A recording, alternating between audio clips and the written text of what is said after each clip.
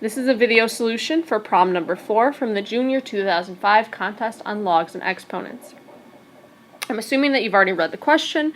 So it says find the product of all possible values of a and b. Okay, so looking at our asymptotes. You're always going to have an asymptote where your denominators are equal to 0. So let's start there. I have x plus 2 equals 0, and then I have x squared minus 25 equals 0.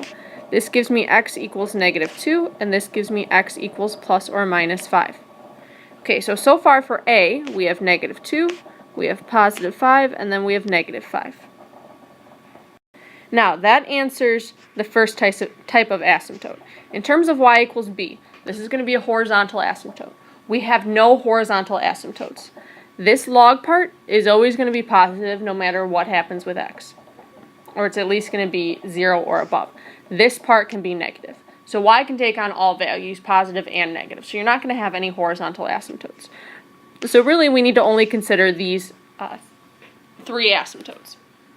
And now I already know that 5 and negative 5 come from the natural log part. I can't have 0 in the denominator. These will work in the first part of the graph. So 3x over x plus 2, I can substitute 5 and negative 5. Now what I really need to look at is this negative 2.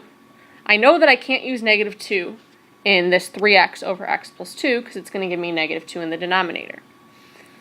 But looking at the natural log part, if I do 1 over negative 2 squared minus 25, this would give me a negative in the denominator. So negative 2 is not even in our domain.